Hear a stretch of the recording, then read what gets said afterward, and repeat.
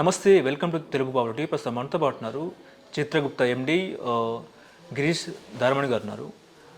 గత 2 days back తన ఇంటి మీద 30 మంది యువకులు మహిళలు దాడికి పాల్పడ్డారు. ఇంట్లో చొరబడి అతని మీద దాడి చేసిన పరిస్థితి. అసలు ఆ రోజు ఏం జరిగింది, ఎందుకు దాడికి పాల్పడ్డారు, వాళ్ళు ఎవరు, ఏంటి, దాని మీద మనం చిత్రగుప్త ఎండి గిరీష్ గారితో మాట్లాడే ప్రయత్నం చేద్దాం.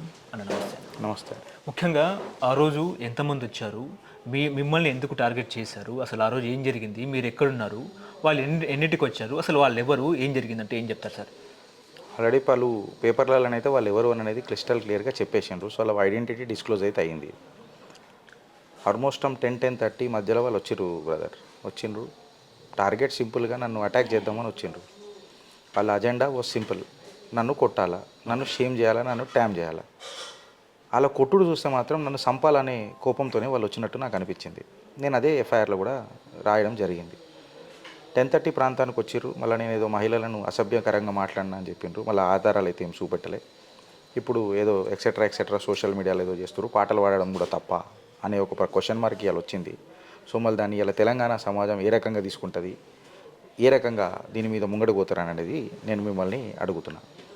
సెకండ్ క్వశ్చన్ ఏంటంటే, మళ్ళీ మాట్లాడదామని వచ్చిన వాళ్ళు బెల్లు కొడితే తీయకపోతే వెళ్ళిపోవాలి. దర్వాజాలు బద్దలు కొట్టి లోపలికి రావడం అని అనేది కరెక్టా? నా ఇంట్లో నీకేం హక్కు అని అనేది ఒక నా క్వశ్చన్. లోపలికి వచ్చి డిస్కషన్ చేసినావు అని అంటే నువ్వు నన్ను కొట్టనీకనే నువ్వు ట్రై చేసినావు.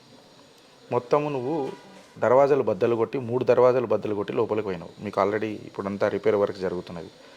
దురదృష్టం ఏంటంటే ఇప్పటిదాకా కూడా పోలీసు వాళ్ళు వచ్చి ఏం జరిగిందని అనేది ఇక్కడ పెద్ద ఫోటోలు తీసుకున్నట్టయితే ఏం లేవు. ఆ సంఘటనల దగ్గర కేవలం అవి ఇవి తీసుకున్నారు. మళ్ళీ వాళ్ళ దగ్గర ఏం రికార్డ్స్ ఉన్నాయో తెలియదు. కానీ మా ఇంటివి అయితే దర్వాజాలు ఎట్లా అయినాయి అయితే తీసుకోలేదు ఇప్పటిదాకా. ఇప్పటిదాకానైతే పోలీసు వాళ్ళు ఏం ఫోటోలు తీసుకున్నట్టు నాకు తెలియదు. వాళ్ళు తీసుకున్నారేమో వాళ్ళు, నాకు తెలియదు, నా టీంకి తెలియదు. ఇది స్టోరీ.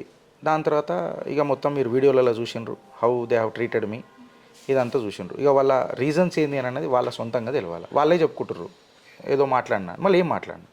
అంటే వచ్చిన వాళ్ళు వచ్చినట్టు వచ్చి మీ మీద అటాక్ చేసిన నేపథ్యంలో వాళ్ళ జేబుల్లో కానీ వాళ్ళ దగ్గర ఏమైనా ఆయుధాలు ఉన్నాయా మీరు ఏమైనా గమనించారా? కర్టన్ రాడ్స్ తీసిండ్రు, నా నెత్తి మీద కొట్టిండ్రు. ఓకే. కిచెన్లో ఉన్న ప్యాన్ తీసిండ్రు, దాంతో కొట్టిండ్రు. ఆ బెల్లం కట్టెలు ఉంటాయి ప్రాపర్టీస్, అవన్నీ తీసిండ్రు, దాన్ని ఇరగొట్టి నన్ను కొట్టిండ్రు. సో ఇంట్లో ఉన్న ఎక్విప్మెంట్సే తీసుకొని దాన్ని వాడి నన్ను మీద బాగా దాడి చేసిండ్రు. మా అమ్మ గాయపడ్డది, నా వైఫ్ గాయపడ్డది. ఇక్కడ కూడా మీ ఐస్ కూడా కొంచెం గాయమైన, బాడీ అంతా కూడా ఇక్కడ అంతా. అంటే పిడిగుద్దులు గుద్దారా అండి? షర్ట్ చింపిండ్రు, చింపారు. ఇట్లా గుంజడము, అందరు కలిసి గుంజడము, దాంతో కొట్టడము. బెల్లం కట్టె అంటాం కదా, ఏదో తీసుకొని వచ్చి కట్టెలు ఉండే అలా చేతిలో 1-2 కట్టెలు ప్లస్ రాడు, దాంతో కొట్టడము. ఇవన్నీ మరకలైనవి. వెనకాల వీపు వెనకాల అంటే ఏం నాకు కనబడదు పెద్దగా, కానీ పెయిన్ ఉంటుంది, పెయిన్ ఉంటుంది. ఓకే. అంటే నెక్ పెయిన్ ఇదంతా. అంటే గత 3 డేస్ నుంచి మీరు వరుసగా వీడియోలు చేస్తున్నట్టు కూడా మీ మీద కూడా కొన్ని అలిగేషన్స్ ఉన్న నేపథ్యంలో మీకు ఆ సిమ్టమ్స్ కనిపించాయా? అంటే వస్తారు అట్లా అటాక్ చేస్తారనే సిమ్టమ్స్ మీకు కనిపించే మనం 2 ఎఫ్ఐఆర్లు చేసినాం. దాని మీద ఇంతవరకు మాదాపూర్ పిఎస్లో ఏం పురోగతి సాధించలే. మళ్ళీ ఆల్ ఆఫ్ ది సడన్ ఇప్పుడు మన మీద అటాక్ చేసిండ్రు. మళ్ళీ దాని మీద కూడా ఏం లేదు. రేపు ఇంకేమైనా చేస్తారా అని అంటే మన మీదనే యాక్షన్ ఉండొచ్చు, వాళ్ళ మీద ఏం యాక్షన్ తీసుకునేటట్టు లేదొచ్చు. మళ్ళీ ఈ నెక్సెస్ ఏందని అన్నది నాకు అర్థమవుతలేదు.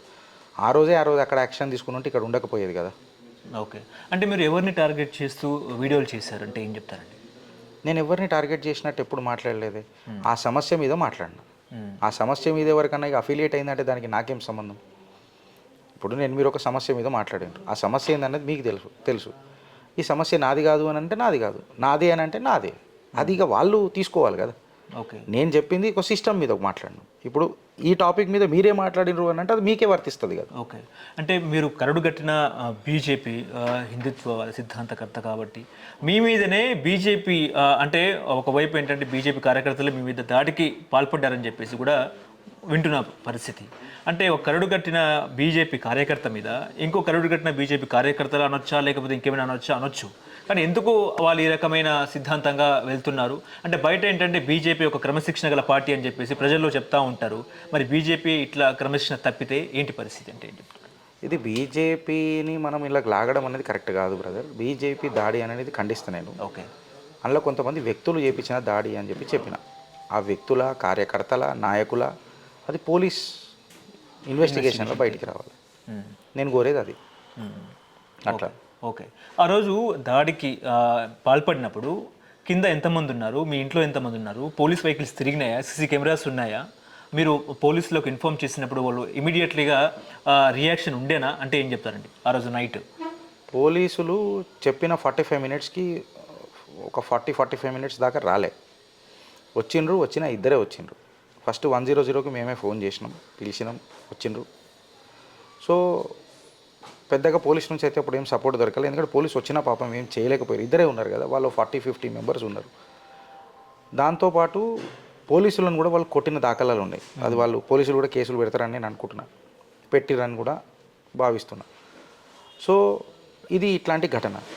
దాంతోపాటు మీరు అన్నట్టు ఇంకేదో నెక్స్ట్ క్వశ్చన్, సీసీ కెమెరాస్ కానీ ఇక్కడ ఎంతమంది ఉన్నారు? సీసీ కెమెరాస్ ఉన్నట్టున్నాయి, మళ్ళీ అది రికార్డ్స్ తీపియాలా. ఇప్పటిదాకా నేను హాస్పిటల్ నుంచి ఆ పెయిన్స్ నుంచే ఉన్నా, ఇవన్నిటి మీద నేను పెద్ద ఫోకస్ చేయలే. ఓకే, తీపిస్తా.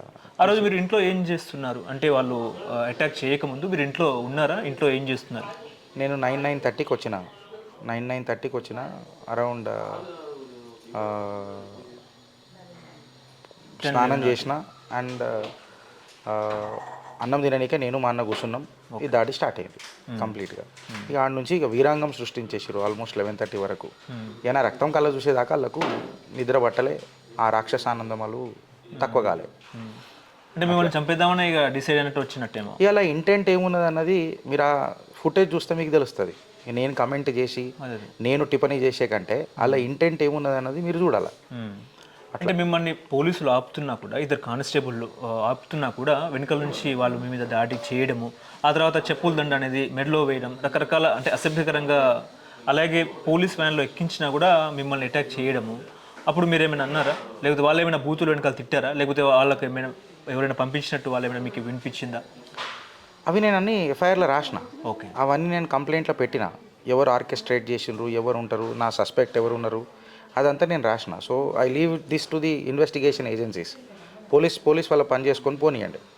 నెక్స్ట్ ఏం జరుగుతుంది అని అనేది ఇక మీరు చూద్దాం. ఇక ఇన్వెస్టిగేషన్ వచ్చిన తర్వాత ఇక పోలీస్ వ్యాన్లకు ఎక్కినాక కూడా నన్ను కొట్టిరారంటే ఇక నా మీద అది కక్ష అంటారా, రివెంజ్ అంటారా, రాక్షస ఆనందం అంటారా, దీనికి ఏ వర్డ్ ఉపయోగిస్తారని అనేది మీరు ఆలోచించారు. కానీ ఇంతలా మీరు మిమ్మల్ని ప్రొవోక్ చేయడం కానీ, ఇంతలా రివెంజ్ తీసుకునే అంతలా మీరు ఏం చేశారు? ఆ వీడియోలో మీరు ఏం మాట్లాడారండి? నేను అదే అడుగుతున్నా కదా, నేనేం మాట్లాడినా ఇప్పుడు ఏదో సోషల్ మీడియాలో పాట పాడినా అంటున్నారు. అదేం పాట ఏంటి? అదే వాళ్ళని అడుగుతున్నా. ఆ పాటలో అంతరార్థం ఏంది మీరు డీకోడ్ చేసినా నన్ను అడుగుర్రి. ఓకే, మీరు చూడుండ్రి, నన్ను అడుగుర్రి. నేను ఫోన్ కూడా చేస్తే నేను ఎత్తుతా కదా. గిరీష్ ఈ పాట పాడినావు, అందులో ఎవరిదైనా పేరు కనబడదా, పేరు తీసుకోవచ్చా?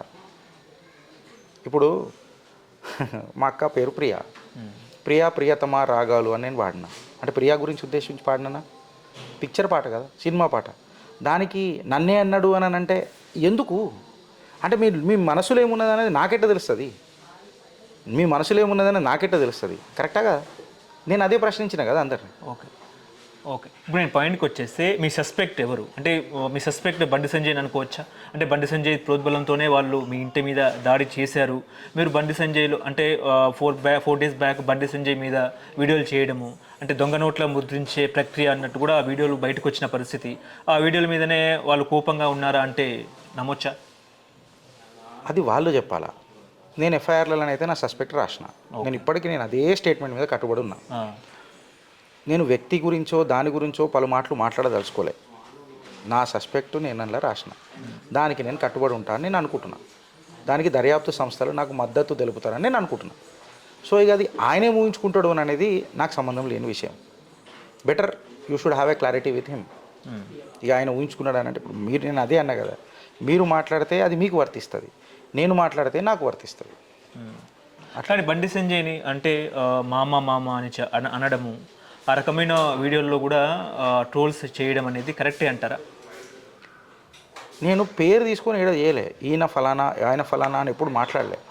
నేను మామ అని అన్నది వాస్తవం, బట్ ఈయన నన్న అన్నది వాస్తవమా? కానీ పార్లమెంట్లో బండి సంజయ్కి హిందీ రాదు, ఏమైనా అన్నా కూడా పాస్ అన్నట్టు కూడా ఆ వీడియోలు చేయడం కూడా వాళ్ళకు కొంచెం వీడియోలు చేసినా పార్లమెంట్ నుంచి వచ్చినాయా? అంటే వీడియో చేసినట్టు అంటే వీడియో నేను చేసినా మీరు చేసినట్టు మళ్ళీ అడుగుతున్నా, పార్లమెంట్ ఫుటేజ్ వచ్చిందా నేను చేసినా?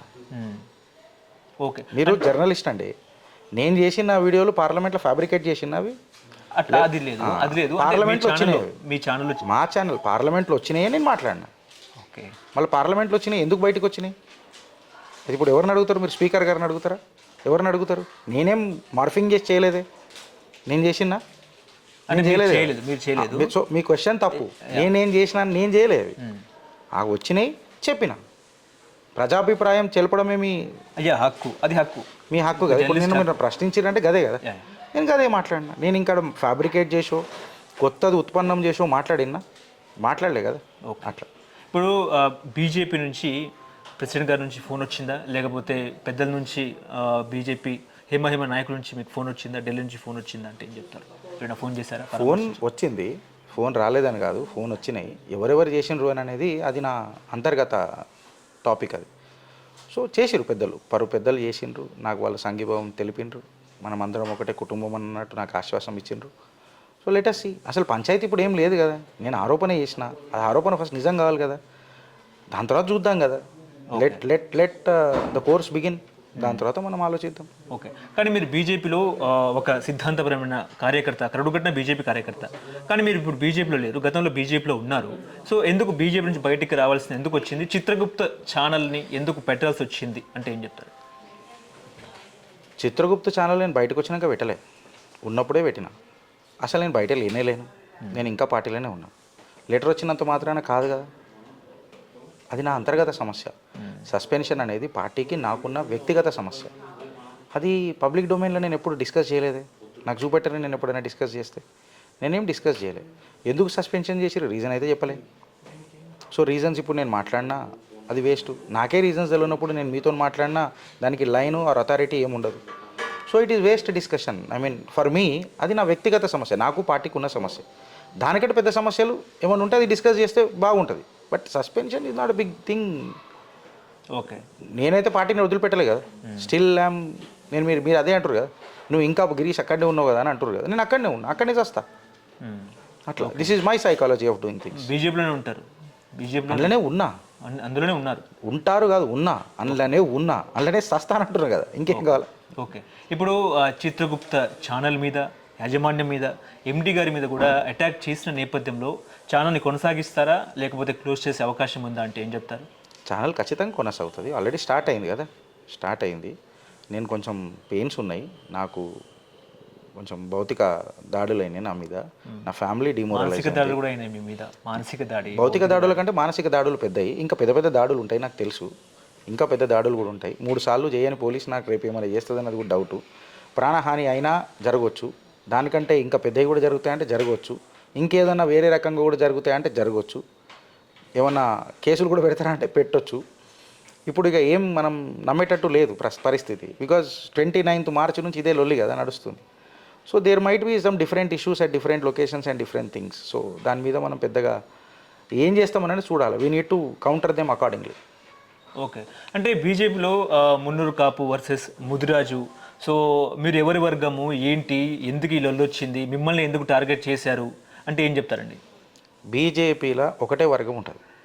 బీజేపీలో వర్గమే ఉండదు, ఫస్ట్ వజ్రం ఉంటుంది. ఆ వజ్రమే భరతమాతకి జై. ఇది ఒకటే వర్గం, ఇంకే వర్గాలు ఉండయి, ఏ వజ్రాలు ఉండయి. ఇప్పుడు మీరేదైతే చెప్తున్నారో అది ఏడికేం తెచ్చిండ్రు, అది ఏదైనా బేస్ ఉందా, ఏదైనా పేపర్లు వచ్చిందా, లేకపోతే ఏదైనా ఆర్టికల్ వచ్చిందా, ఏదైనా వచ్చిందా, లేదా మీ పర్సెప్షనా అని అడిగితే మీ పర్సెప్షన్ అని చెప్తే నాకు సమాధానం లేదు. అది మీ పర్సెప్షన్, మీరే సమాధానం చెప్పాలి. ఆర్టికల్ పేపర్లో ఏదైనా వచ్చింది అంటే నేను చదవలే కాబట్టి నేను మాట్లాడలే. ఎవరైనా చేస్తా ఈ విషయం పైన అట్లా చర్చిస్తే కూడా పార్టీ విషయాలల్లో ఇది తప్పు అని చెప్పి నేను మాట్లాడతాను. పార్టీ ఎప్పుడు కూడా కులాల వారిగా విడిపోమని ఎప్పుడు చెప్పదు, ఏ పార్టీ చెప్పదు. ఈ పార్టీ అనే కాదు, ఏ పార్టీ చెప్పదు.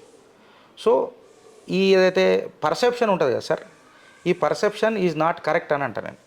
అది మన వ్యక్తిగత సమస్య ఉండొచ్చు కొన్ని దాంట్లల్లో. ఎవ్రీథింగ్ పొలిటికల్ యాంగిల్, పొలిటికల్ ఫ్రేమ్లో మనం చూడలేము. ఓకే, మీరు ఇప్పటికీ కాషాయం టీషర్ట్ ధరించుకున్నారు, కానీ మీరు కాషాయ పార్టీలో ఎవరైనా టార్గెట్ చేస్తారా అని అంటే ఏం చెప్తారు? నన్ను చేసిరన్నా? మీరు ఎవరైనా చేసినట్టు అంటే ఏం చెప్తారు? గిరీష్ అనే ఎవరిని వ్యక్తి చేసినా ఏ ఎవరైనా రకంగా చేశారా అన్నట్టు. నేను అదే అంటున్నా బ్రదర్. ఇప్పుడు నేను ఏమన్నా, మీరు ఒక స్టేట్మెంట్ ఇచ్చిండ్రు, ఈ స్టేట్మెంట్కి పార్టీ దెబ్బతిన్నది. దీని మీద నేను పార్టీ గొప్పదా వ్యక్తి గొప్పనా? పార్టీ గొప్పదా వ్యక్తి గొప్పనా? నేను మిమ్మల్ని అడుగుతున్నాను. పార్టీ గొప్పది కదా. సో వ్యక్తి ఏం మాట్లాడుతున్నాడు అని అనేది ఇంపార్టెన్స్ ఉంటుందా, పార్టీకి ఇంపార్టెన్స్ ఉంటుందా? వ్యక్తి వల్ల పార్టీకి ప్రాబ్లం అవుతుంది అని అంటే ఇది తప్పన్నా అని చెప్పడం తప్ప కాదా? కరెక్టా కదా? అంటే దాని అర్థం ఏంది? సిస్టమ్ని మనం కరెక్ట్ చేసే తత్వంలో ఉన్నాం, వ్యక్తులను కరెక్ట్ చేయడానికి కాదు. వ్యక్తి ఈ సిస్టంలో ఇగో ఇది ప్రాసెస్లో ఈడ తప్పు జరిగింది, ఇది తప్పు, ఇది పాయింట్. అంతేగాని నువ్వు విమర్శ చేయొద్దు అని అంటే తప్పు తప్పే కదా ఎక్కడైనా. ఇప్పుడు మర్డర్ చేస్తే అది మీకు లీగల్, నాకు ఇల్లీగల్ కాదు కదా. Murder is a murder. నేను అది చెప్తున్నా. ఓకే. ఇప్పుడు మీరు మీ ఇంట్లో దాడికి చేసినప్పుడు పోలీసులు ముఖ్యంగా ఎందుకు వెంటనే స్పందించలేదు? వాళ్ళని కూడా మ్యానిపులేట్ ఏమైనా చేసినట్ట అంటే ఏం చెప్తారు? I'm not the DGP of the state, I'm not the commissioner of the area. నాకు తెలియదు. ఆ క్వశ్చన్ మీరు పోలీస్ డిపార్ట్మెంట్ని అడగాల. That is a right question అని నేను అంట. నాకైతే తెలియని సమస్య అది. నేను ఫోన్ చేసినది వాస్తవమే, నేను ఎస్హెచ్ఓకి కూడా ఫోన్ చేసింది వాస్తవమే, నేను ఇదంతా జరిగింది వాస్తవమే, అదంతా మీరు చూసింది వాస్తవమే, నా దెబ్బలు వాస్తవమే, నా మీద అటాక్ జరిగింది వాస్తవమే. పోలీసులు టైంకి ఎందుకు రాలేదని అనే దానికి నేను ఎట్లా చెప్పగలుగుతాను? ఇప్పుడు సామాగ్రి మొత్తం కూడా ఎంత నష్టం చేకూర్చిందండి? మొత్తంగా మీ యూట్యూబ్ ఛానల్ మీద దాడి చేశారు, హార్డ్ డిస్క్లో ఎత్తుకెళ్ళారు అన్నట్టు కూడా చెప్తున్న పరిస్థితి. హార్డ్ డిస్క్లో ఎందుకు ఎత్తుకెళ్లారు, అసలు ఆ హార్డ్ డిస్క్లో ఏముంది ఏంటి, ముఖ్యంగా ల్యాప్టాప్స్లో ఎందుకు తీసుకెళ్లారు, అసలు ఏంటండి? ఈ రోజులలో హార్డ్ డిస్క్లు ఎంత ఉంటాయండి? అసలు ఏం వాడతాం మనం? టెక్నాలజీ వాడుకుంటాం, క్లౌడ్లలో వీళ్ళలో పెట్టుకుంటాం. హార్డ్లీ మనం ఏమన్నా పెడతామా? ఒకసారి మీరు ఆలోచించండి.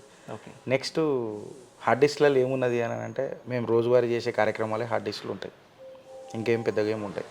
మేము ఏది చేసినా ఆధారాలతోనే. మేము మా ఫేమస్తో ఒకటి ఉంటుంది, డంక్ ఎపిసోడ్ మేము ఇట్లనే ఆధారాలు పెట్టే చేసినాము అని చెప్పినాం. సో వాళ్ళకేం అప్రహెన్షన్ ఉన్నదని నాకు తెలియదు. ప్లస్ నా సామాగ్రి అంటే ఒక 13 to 15 lakhs వరకు డ్యామేజ్ అయింది. నావన్నీ మేజర్ ఎక్విప్మెంటే ఉండే, సర్వర్స్ ఒకటి ఉండే, సిపియు యాపిల్ మేక్ ఉండే. నెక్స్ట్ డే వచ్చినప్పుడు కూడా సిపియు ఎత్తుకపోయారు నాది, యాపిల్ మేక్ సిపియు ఎత్తుకపోయారు. ఏమో వాళ్ళు దొంగతనం చేయడానికి వచ్చిర్రా లేకపోతే మమ్మల్ని టార్గెట్ చేయడానికి వచ్చిర్రా అని అంటే దొంగతనము చేసిర్రు, దాని తర్వాత మమ్మల్ని ప్రాణహాని కూడా చేసిర్రు. ఓకే. ఏమైనా ఎత్తుకెళ్ళారా? ఏమైనా మీ ఇంటి దగ్గర నుంచి ఏమైనా తీసుకెళ్ళిపోయారా? మా ఇంట్లో నుంచి ఏం పోలేదండి ఇప్పటికే. మీ ఆఫీస్లోంచి చెప్పినా కదా, అదే ఒక ప్రింటర్ ఎత్తుకపోయినరు, అవన్నీ ఎత్తుకపోయినరు, తర్వాత సిపియూలు ఎత్తుకపోయారు అని చెప్పినా కదా. అట్లా మీ ఇంట్లో నుంచి ఇంట్లో నుంచి ఏం పోలే, మాకైతే తెలియలే, పోలే కూడా. ఏం పెద్ద వాల్యుబుల్స్ అంటే వాళ్ళే అంటే కారం చల్లారని చెప్పి ఇంట్లో వచ్చిన మహిళల్ని మీరు కారం చల్లారని చెప్పేసి కూడా వీడియోలు వస్తున్న పరిస్థితి. ఏం చెప్తారు? కారం చల్లారా? కారం చల్లినామని అంటే కారం ఎవరు చల్లిండ్రు కారం? అంటే మీరు చల్లిన, నేను చల్లినట్టు. మీరు ఫోటో కరెక్ట్గా చూడండి. నేను బాత్రూంలో దొరికిన, ఈ దర్వాజా పగలగొట్టిండ్రు, ఈ దర్వాజా పగలగొట్టిండ్రు, ఆ దర్వాజా పగలగొట్టిండ్రు, బాత్రూమ్ది. 3 దర్వాజాలు ఒక మనిషితో మాట్లాడడానికి పగలగొడతారా సార్? ఫస్ట్ క్వశ్చన్ అడుగుతున్నా. మనుషులు ఆ రూమ్లోకి పోవద్దు అని అంటే నా మనిషి మీద దాడి చేస్తున్నారు. ఆ ఫుటేజ్లు కూడా ఉన్నాయి కదా, నా మనిషి మీద కూడా దాడి చేస్తున్నారు. అప్పుడు గిరీష్ అనేటువంటి లోపల ఉన్నాడు, కారం పొడి చల్లునని అంటున్నారు. నా చేతిలో ఏమైనా కారం దొరికిందా? దొరకలే కదా. నేను ఇట్లా చేతులు పెట్టుకొని ఉన్నా, మళ్ళీ నా కళ్ళలో కారం పోవాలి కదా. ఆ కళ్ళ మంట నేను కళ్ళు తెరవలేను కదా. నేను కళ్ళు తెరిచేట్లు ఉన్నా, మీరు చూడండి వీడియోలలో. అబద్ధపు నాటకాల వార్తలు. గిరీష్ గారి మీద గిరీష్ అనేటోడు మచ్చలేని మహారాజు, వాడి మీద మచ్చ పెట్టాలి. ప్రజలు చూస్తున్నారు కదా. నేను చేయికి ఇట్లా పెట్టుకున్నా, మళ్ళీ నా కారం నా చేయికి తగలదా? మీరే చెప్పుండ్రి. నేను కామన్ సెన్స్ క్వశ్చనే అడుగుతున్నా. మీరు ఒక పెద్ద ఇన్వెస్టిగేషన్ ఏజెన్సీ కాదు, నేను పెద్ద సిబిఐఓ ఎన్ఐఓ కాదు, నార్మల్గా అడుగుతాను. నేను చేతులు ఇట్లా పెట్టుకున్నా, మళ్ళీ ఇది కారం నా గోర్లలో దొరకదా? కారం దొరకదా? ఇప్పటికీ లైట్గా కొంచెం గొప్పన ట్రేసెస్ ఉంటాయి కదా. అంటే నేను మొత్తం గీకేసినా. నేను కామన్ సెన్స్ క్వశ్చన్ అడుగుతున్నా. ఏంది అది? ఇంతమంది వచ్చి దాడి చేసినప్పుడు ఇంట్లో ఎవరో ఉన్నోళ్ళు కొంచెం చల్లు ఉంటారు. నేను చల్లలేదు అంటలేను. కిలోలు చల్లినామా, టన్నులు చదివినామా? ఎంతమంది బలయ్యారు దానికి? ఒకరా, ఇద్దరా, ముగ్గురా, నలుగురా, 40 మందా? ఒకరే ముఖం కడుక్కున్నారు కదా, వీడియోలు చూసే మాట్లాడుతున్నారు కదా మీరు. ఒకరే కడుక్కున్నారు కదా. ఆమె మళ్ళీ తర్వాత నన్ను తనుకుంటేనే తీసుకొచ్చారు కదా నన్ను బయటికి. వాళ్ళు చేసిన దాడి గొప్పదా, మేము సెల్ఫ్ డిఫెన్స్లో చేసినది గొప్పదా? దాని మీద మాట్లాడుతారు కానీ దర్వాజాలు బద్దలైనాయి అని చెప్పి మిమ్మల్ని నన్ను ప్రశ్నిస్తలేరే. గిరీష్ 3 దర్వాజాలు బద్దలైనాయి అని మీరు నన్ను ప్రశ్నిస్తలేరే. గిరీష్ నిన్ను భౌతికంగా దాడి చేసిరని మీరు నన్ను ప్రశ్నిస్తలేరే. గిరీష్ పెంకతో నిన్ను కొట్టిరని చెప్పి నన్ను ప్రశ్నిస్తలేరే. గిరీష్ నీ కుటుంబానికి నా తల్లిదండ్రులకు గుండెపోటు వచ్చినుంటే అది చూసిన తర్వాత ఘటన, దాని మీద మీకు మానవత్వం లేదే. మళ్ళీ నా చిన్న పిల్లలు మెంటల్ ట్రామా ఏమైందని అన్నది మీరు ఆలోచిస్తలేరే. ఒక 1/4 కిలో కారం పొడికి మీరు మాట్లాడుతున్నారా అండి? నేను మిమ్మల్ని అడుగుతున్నా. ఓకే, ఇప్పటికీ కూడా టెడ్డెన్ ఉందా మీ ఫ్యామిలీకి కానీ మీకు కానీ? ప్రాణహాని ఉందా అంటే ఏం చెప్తారండి? ఇప్పటికి కూడా క్షణక్షణం ప్రాణహాని ఉంది, అనుక్షణం క్షణక్షణం ఉన్నది. బయటికి వెళ్ళాలని ఇప్పుడు మా ఇంట్లో ఎవరైనా ఉన్నారా? మీరు వచ్చి చూస్తున్నారు, ఎవ్వరు లేరు. నేను ఒక్కనే ఉన్నా కదా, ఎవ్వరు లేరు. అంటే భారత రాజ్యాంగం మీద ఉన్న నమ్మకం నాకు అది. వాళ్ళు చట్టాన్ని చేతిలోకి తీసుకున్నారు, కరెక్టా కదా? చట్టాన్ని తీసుకున్నారు. నేను ఇప్పటికి ఎప్పుడన్నా రూడ్గా బిహేవ్ చేసినా నేను ఏమంటున్నా, if I said anything wrong I will apologise. నేనే క్షమాపణ చెప్తా బేషరతున, కండిషన్స్ అక్కర్లే.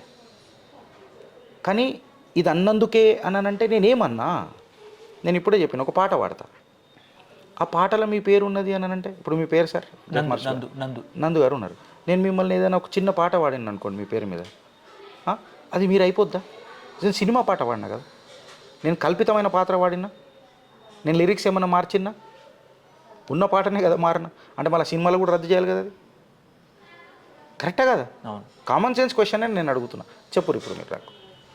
ఓకే, బేస్లెస్ అలిగేషన్స్, ఒక మచ్చలేనోని మీద ఇంకెంత దిగజారుతారని అంట, ఇంకెంత దిగజారుతారు అని నేను మిమ్మల్ని ప్రాధాయపడుతున్నా, వాళ్ళకే ప్రాధాయపడుతున్నా. ఇంకెంత ఘటియా ఎక్స్పోజ్ అవుతారు మీరు? ఎందుకు మీ వల్ల పార్టీ కూడా నష్టపోతుంది కదా. సరే, మన వల్ల పార్టీ నష్టపోతుంది కదా, మనం కూడా ఓడుతున్నందుకు అట్లీస్ట్ మీ మాట నేను నమ్ముతాను. ఆ మెచ్యూరిటీ మీకు ఎందుకు వస్తలేదు? కారం పొడి అని చెప్పకపోతే పెద్దదాన్ని ఒక ఏమంటారు, ఒక భూతద్దం అని అంటలే నేను, ఒక బాంబు లెక్క, అణుబాంబు లెక్క దాన్ని మీరు మాట్లాడుతున్నారు కదా.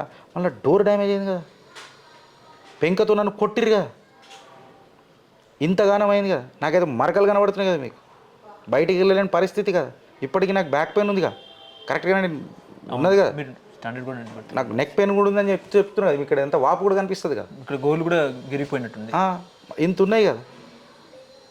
ఏది గొప్పదండి? ఇక్కడ పెద్ద చిన్న అని అంటలేను, ఇంకెంత ఎక్స్పోజ్ అవుతారు మీరు అని అంటున్నా. ఇది చిలిపి చాష్టలు ఎందుకు అంట మీరు ఆ రోజు ఇట్లా అన్నారు, అది తప్పు అని నేను అన్నా. ఆడికి మ్యాటర్ క్లోజ్ చేద్దాం కదా, ఆడికి నువ్వు మ్యాటర్ క్లోజ్ చేసి నువ్వు గెలికితే నేను గెలుకుతా నువ్వు గెలికినావు. ఇది ఎన్ని రోజులు నడిపిస్తావు ఇట్లా? అంటే లేడీస్ మీద కూడా ఏదో రకమైన భాష ఏమన్నా ఏదో ఒక భాష ఏమన్నా మీకు తెలియకపోయా? ఒక మీరు తెల్లముఖం వేసారు, మీకు తెలియక ఈ టాపిక్ ఇప్పుడు నేనేమనాలి దీని మీద? అంటే మీరు తెల్లముఖం వేసిరంటే మీకు కూడా తెలియకపోయా? వాళ్ళు రాసిరు, మీరు చెప్పారు, సోషల్ మీడియాలో చూసి ఉంటారు, లేదా వాళ్ళ పోస్టులలో ఏదో ప్రెస్ మీట్ పెట్టి మాట్లాడుంటారు. నేను అదే అడుగుతున్నా కదా బ్రదర్, ఏం మాట్లాడినా? ఇఫ్ యూ ఫైండ్ రాంగ్ మీరు చూడండి, నాకు ఫోన్ చేయండి, గిరీష్ భాయ్ నేను లైన్లోకి తీసుకుంటున్నా, నువ్వు మాట్లాడింది తప్పు, అది ఎట్లా తప్పు నన్ను ఎక్స్ప్లెయిన్ చేయ నాకు.